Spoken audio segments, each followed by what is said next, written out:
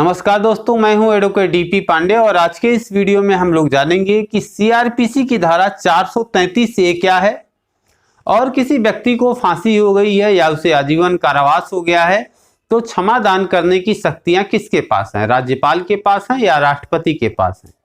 तो जो सीआरपीसी की धारा 433 ए है ये क्या है, तो इससे पहले हम ये जान लेते हैं कि सीआरपीसी क्या है।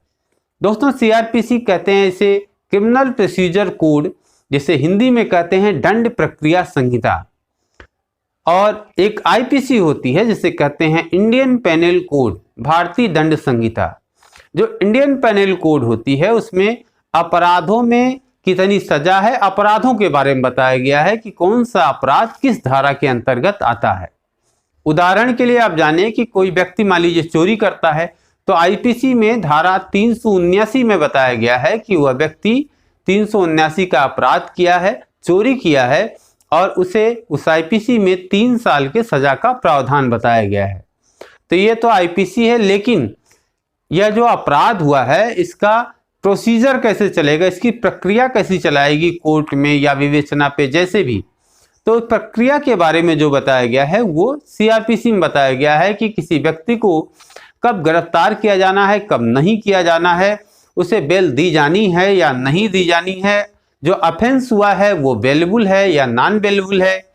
तो इन चीजों के बारे में बताया गया है। दोस्तों, 433 ये कहती है कि कोई व्यक्ति जिसे फांसी की सजा हुई है या उसे आजीवन कारावास हुआ है तो उस व्यक्ति को 14 साल से पहले रिहा नहीं किया जाएगा। लेकिन भारतीय संविधान का आर्टिकल 161 कहता है कि राज्यपाल ऐसी सजा को माफ कर सकता है और रिहा कर सकता है। अब यहाँ एक प्रश्न उठता है कि जब राज्यपाल किसी व्यक्ति को रिहा कर सकते हैं तो सीआरपीसी की धारा 433 ए का क्या मतलब है। तो इसमें अब देखना होगा कि बड़ा कौन है। सवाल उठेगा ना कि भाई बड़ा कौन है, 433 ए बड़ी है या राज्यपाल, क्योंकि 161 में तो उन्हें बताया गया है कि वो रिहा कर सकते हैं। तो इस पे हम आगे डिस्कस करेंगे, लेकिन एक बात मैं और बता दूं कि जो पावर 161 के अंदर 161 अनुच्छेद के अंदर राज्यपाल के पास है, उसी तरह राष्ट्रपति के पास भी पावर है आर्टिकल 72 के अंतर्गत, कि उन्हें भी यह शक्तियां हैं कि वो किसी की सजा को माफ कर सकते हैं, फांसी की सजा को माफ कर सकते हैं, सजा को कम कर सकते हैं। इस तरह की शक्तियां राष्ट्रपति को भी हैं। जो राज्यपाल को शक्तियां मिली हैं वो 161 के अंतर्गत और जो राष्ट्रपति को मिली हैं वो आर्टिकल 72 के अंतर्गत। इन राज्यपाल हैं या राष्ट्रपति हैं वो अपनी मर्जी से किसी व्यक्ति को रिहा नहीं कर सकते। उसके लिए उन्हें जो मंत्रिपरिषद है, मंत्रिपरिषद की सलाह पर, उनके रिकमेंडेशन पर ही उस व्यक्ति को रिहा कर सकते हैं। तो आर्टिकल 163 में बताया गया है कि राज्यपाल को सलाह व सहयोग देने के लिए मंत्रिपरिषद है, यानी जो कैबिनेट होती है, जिसका जो चीफ होता है वो राज्य का वह मुख्यमंत्री होता है, उसकी कैबिनेट होती है, जो उसका मंत्रिपरिषद होता है वो राज्यपाल को सलाह और सहयोग प्रदान करेगा और उसी के रिकमेंडेशन पे सजाओं को माफ करते हैं या रिहा करते हैं। उसी तरह आर्टिकल 74 में भी यह है कि राष्ट्रपति को जो मंत्रिपरिषद होगा वो सलाह और सहयोग करेगा। तो पीछे एक क्वेश्चन हम छोड़ के आए थे कि सेक्शन 433 ए और राज्यपाल में से बड़ा कौन है।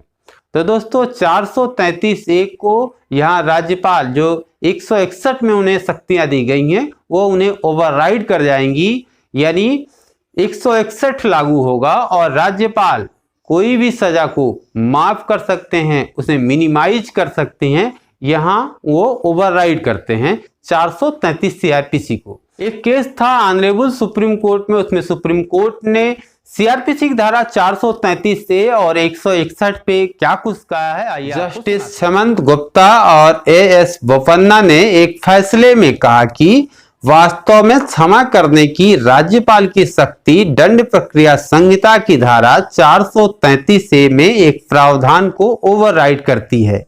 इस धारा में कहा गया कि कैदी की सजा केवल 14 साल की जेल के बाद ही समाप्त की जा सकती है। संहिता की धारा 433 ए के संविधान के अनुच्छेद 72 या 161 के तहत क्षमा दान देने के लिए राष्ट्रपति राज्यपाल को प्रदत्त संवैधानिक शक्ति को किसी भी तरह से प्रभावित नहीं कर सकती। अगर कैदी ने 14 साल या उससे अधिक वास्तविक कारावास की सजा नहीं भी ली है, फिर भी राज्यपाल के पास क्षमादान प्रदान करने की शक्ति है। धारा 433A के तहत लगाए गए प्रतिबंधों के बावजूद अगर संप्रभु शक्ति अपनी क्षमादान शक्ति का प्रयोग करती है तो यह प्रतिबंध नगण्य माने जाएंगे। हालांकि राज्यपाल अपनी इस शक्ति का प्रयोग करने के लिए राज्य मंत्रिपरिषद की सहायता और सलाह पर कार्य करने के लिए बाध्य हैं। वास्तव में अदालत ने कहा कि अनुच्छेद 161 के तहत एक कैदी को क्षमा करने की राज्यपाल की संप्रभु शक्ति वास्तव में राज्य सरकार द्वारा प्रयोग की जाती है, न कि राज्यपाल के अपने विवेकाधिकार के आधार पर। न्यायालय ने कहा कि सजा में संशोधन और रिहाई की कार्रवाई इस प्रकार एक सरकारी निर्णय के अनुसार भी हो सकती है और राज्यपाल की मंजूरी के बिना भी आदेश जारी किया जा सकता है। हालांकि नियमों के तहत और संवैधानिक शिष्टाचार के रूप में राज्यपाल की मंजूरी ली जा सकती है अगर ऐसी रिहाई संविधान के अनुच्छेद 161 के तहत है। अनुच्छेद 161 के तहत किसी राज्य के राज्यपाल को उस विषय संबंधी जिस विषय पर राज्य की कार्यपालिका शक्ति का विस्तार है के अंतर्गत इसमें दंड के स्वरूप को बदलकर कम करना है। उदाहरण के लिए मृत्यु दंड का जो है उसे आजीवन कारावास और कठोर कारावास या साधारण कारावास में बदलना है और इसमें दंड की प्रकृति में परिवर्तन भी किया जा सकता है।